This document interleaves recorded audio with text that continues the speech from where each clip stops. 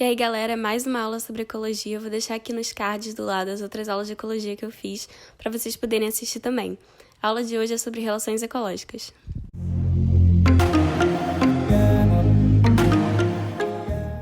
Então, vamos começar com a definição de o que é uma relação ecológica. Uma relação ecológica é o efeito em que dois ou mais indivíduos vivendo em um mesmo ambiente têm com o outro.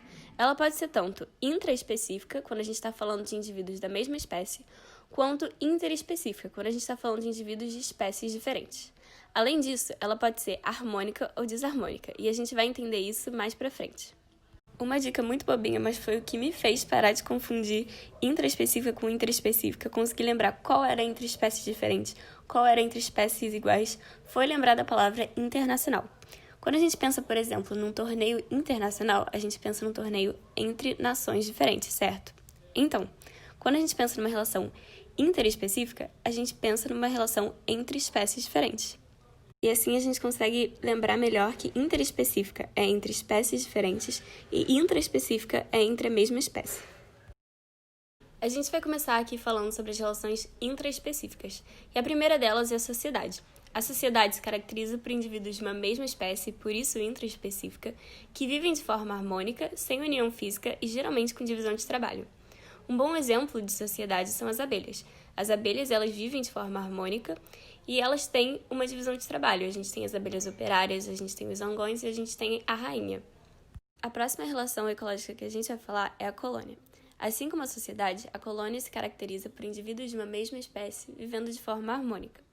Porém, a diferença é que na colônia, esses indivíduos estão unidos fisicamente. O exemplo que eu botei aí do lado é a caravela. A caravela é um exemplo de colônia porque ela é formada por vários indivíduos diferentes que vivem de forma harmônica e são dependentes uns dos outros. O canibalismo também é uma relação ecológica intraespecífica, porém ela é desarmônica porque ela traz desvantagens para um dos indivíduos envolvidos. O canibalismo é uma relação ecológica que acontece quando um indivíduo consome o outro indivíduo da mesma espécie. Um exemplo comum de canibalismo é o do louva-a-Deus. O louva-a-Deus fêmea consome o louva-a-Deus macho depois do acasalamento como uma forma de conseguir um aporte proteico para a prole. A competição, a gente vai ver que é uma relação ecológica que pode ser tanto intraespecífica quanto interespecífica. Nesse caso, a gente está tratando de uma competição intraespecífica, ou seja, uma competição entre indivíduos de uma mesma espécie. A competição ocorre quando os recursos são escassos e os indivíduos têm que entrar em conflito para conseguir esse recurso. Por isso, a gente considera a competição uma relação desarmônica, já que os indivíduos têm que disputar pelo recurso que está limitado. Esse próximo slide é um resumo das relações intraespecíficas mais importantes. O que eu aconselho é tirar um print aí dessa tela para já ter um resumo pronto e lembrar das definições de cada uma dessas relações. Bom, agora a gente vai estar entrando nas relações interespecíficas, ou seja, nas relações entre espécies diferentes. E a primeira delas é o comensalismo. O comensalismo é uma relação ecológica em que uma espécie se beneficia dos restos alimentares de uma outra espécie. O exemplo mais comum e clássico de comensalismo é o da rêmora com o tubarão. A rêmora é um tipo de peixe que se prende com uma das nadadeiras no tubarão e se alimenta de todos aqueles restos de alimento que o tubarão não consumiu. Nesse caso, a rêmora não traz nenhum malefício ou benefício para o tubarão. É neutro em relação ao tubarão. Mas a rêmora consegue, uma vantagem. E por isso a gente considera essa relação harmônica.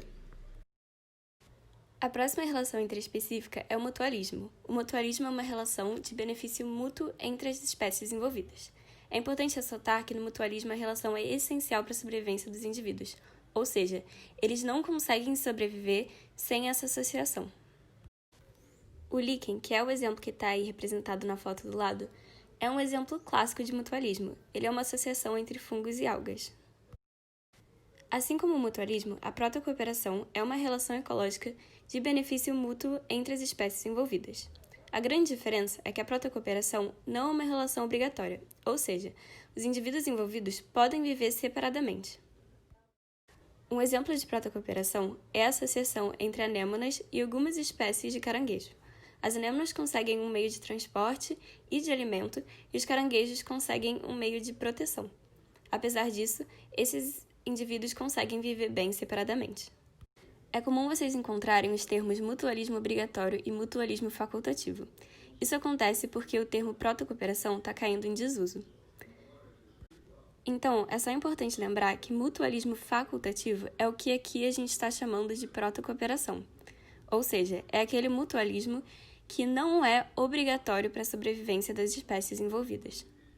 O predatismo é a relação ecológica em que um predador caça uma presa para se alimentar. Ela é considerada uma relação desarmônica, já que a presa sai em desvantagem. Bom, como eu já tinha mencionado, assim como a gente tem a competição intraespecífica, a gente tem também a competição interespecífica. A única diferença é que a competição interespecífica é feita entre espécies diferentes. A próxima relação interespecífica que a gente vai falar é o parasitismo. Parasitismo é uma relação ecológica em que uma espécie parasita se associa a uma espécie hospedeira como forma de conseguir nutrientes. O parasita ele raramente mata o seu hospedeiro porque justamente ele precisa manter o seu hospedeiro vivo para continuar conseguindo se beneficiar dessa relação. Apesar disso, o parasita ele acaba prejudicando o seu hospedeiro nesse processo, e por isso a gente considera que é uma relação desarmônica. Os parasitas podem ser tanto endoparasitas, quando se associam por dentro do corpo do hospedeiro, quanto ectoparasitas, quando se associam por fora do corpo do hospedeiro. Um exemplo muito comum de ectoparasitas são as pulgas e os carrapatos.